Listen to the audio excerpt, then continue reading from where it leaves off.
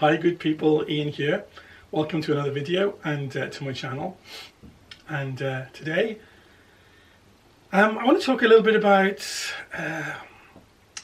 the soul, and particularly this video has come about as a result of a question someone asked me about animals and whether I thought they had a soul and whether they were eternal. And so firstly, I don't have the answer, because we all have our beliefs, don't we?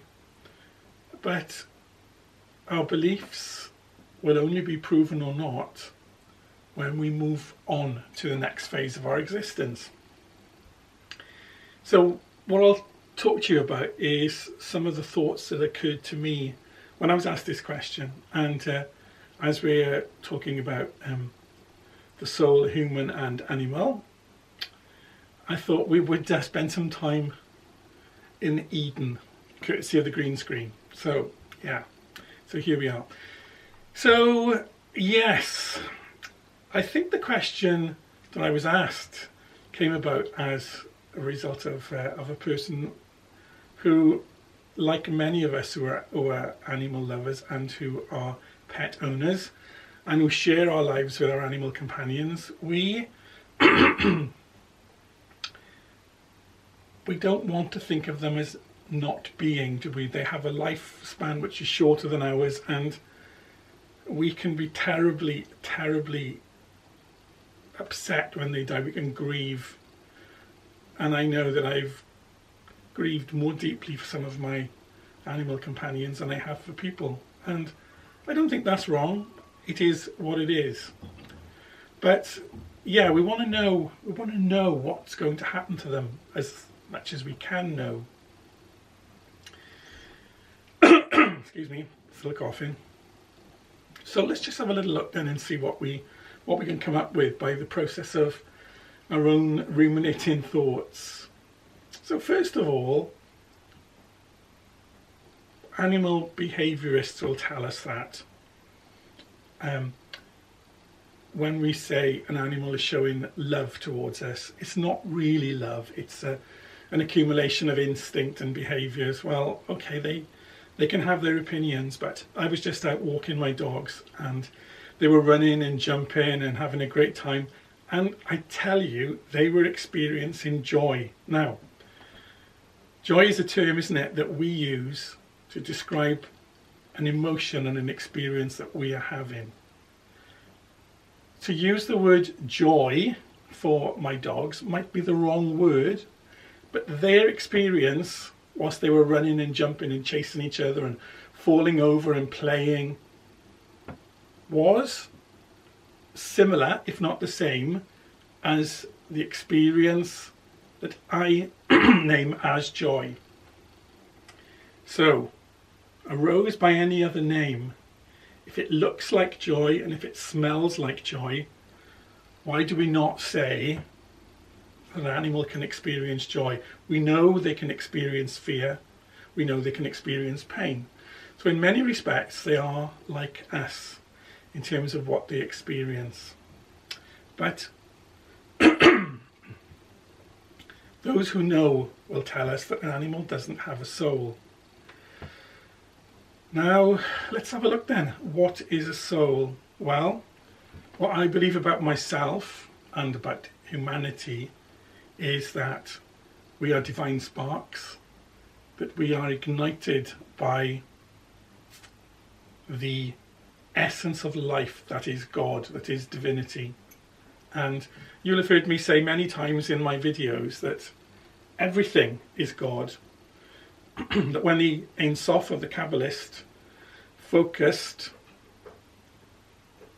intention, because the Ein Sof is no thing, no character, beyond thought, beyond activity, pure existent beingness, then that's all that there is. And from that comes creation. So we can say that everything is God. Everything is made of God's stuff. Everything that we see and touch and know, even those things that we don't see, don't touch, don't know, anything in existence is divine and is of divinity. So that must include, mustn't it, the animal nation, the plant nation, the insect nation, minerals, everything. So if everything is made of God, nothing ever really dies, because what is eternal cannot die. What is life cannot be non-life, cannot become non-life. It just changes. So even if an animal has no soul, what it is when its life ends is what it is when its life is in manifestation. It is God. It goes back to God. Its energy returns from whence it came. So when our pets die, they are never lost, ever, because nothing is ever lost, ever. So the question to me is, what is the difference between, or what are we taught the difference between animals and humans is? And my understanding is that it's this, that not only are humans the divine spark, but they have an eternal, immortal soul. What is the soul? The soul is a permanent consciousness that builds, that gathers into itself experience of existence through life, through many lives. So to me, the first question is, if humans are in possession of a soul, are animals in possession of a soul? And if so, is it the same thing? Because the permanence of the human soul is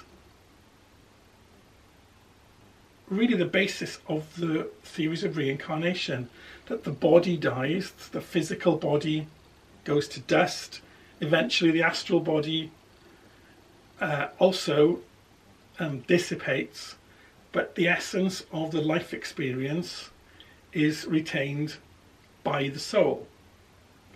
And so we evolve, our souls evolve through our lives journey, and that is the path of our spiritual evolution. Now, do animals have that permanency of soul? And I don't know is the answer.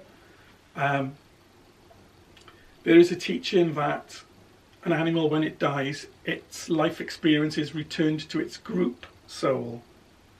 So the group soul of cat, the group soul of dog, for example, the repository of the experience of its species, if you like. But that isn't the same. But when humans die, the experience of their lifetime is not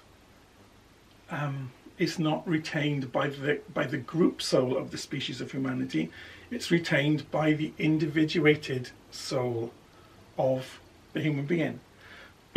Dion Fortune puts forward a really interesting theory, because, as I say, all of these things can only be theories, and that is that the many lives of the human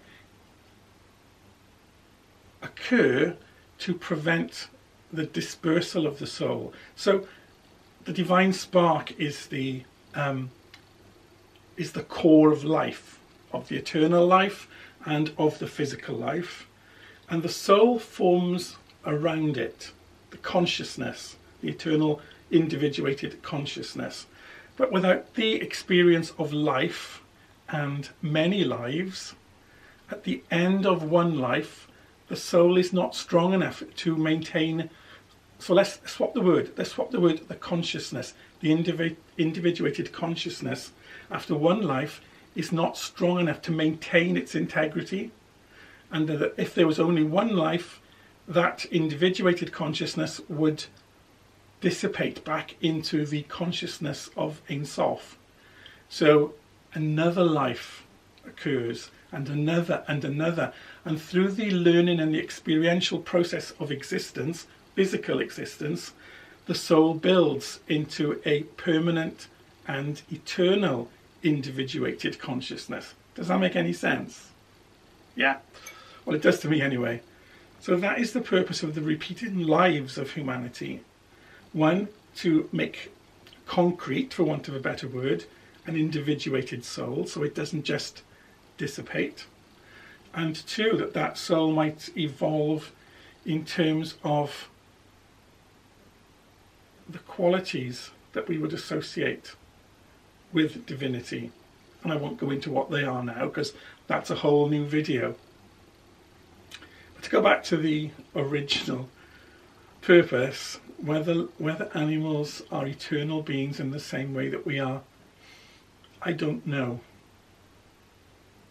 But what I do know is that when they pass, they are not lost. Nothing is ever lost, because life, in whatever form it is in, can never die. Because everything is God, everything is divinity, everything